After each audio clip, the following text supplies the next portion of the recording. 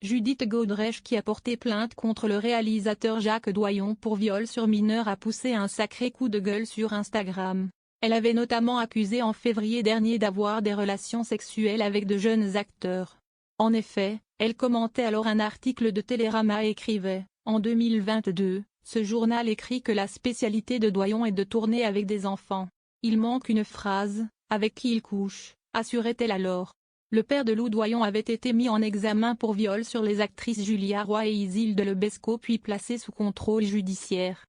Ce dernier avait porté plainte pour diffamation et CIST, ce qu'a fustigé Judith Godrèche mardi 19 novembre sur Instagram. En story, elle a d'abord écrit « Quand tu pleures chez toi après avoir reçu un avis de mise en examen pour diffamation lié à la plainte déposée par ton agresseur, que le plombier va sonner d'une minute à l'autre pour réparer la chaudière, que t'essaies d'être bonne actrice et de faire comme si de rien n'était. » Elle ne s'est pas arrêtée là et a même accusé l'avocate du réalisateur de la surveiller indirectement.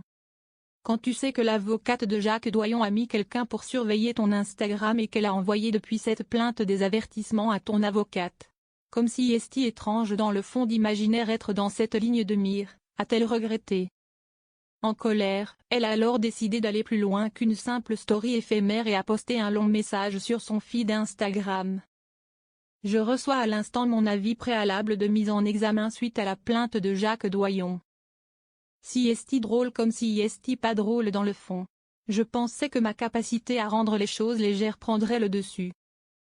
Je n'aille pas compter le nombre de plaintes pour viol et agression sexuelle déposées contre Jacques Doyon. Je sais bien que la mienne est prescrite. Mais sa plainte en diffamation ne l'est pas. La mise en examen, dans ce cas, est automatique.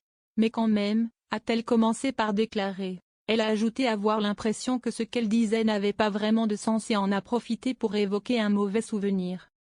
En recevant ce document, j'ai pensé à la lettre qu'il m'avait envoyée chez mes parents, dans laquelle il se comparait à un porc. Un porc jaloux de Benoît Jacot. J'avais 15 ans, s'est-elle souvenue. Et de poursuivre, si est-il donc la dernière fois qu'il m'a écrit.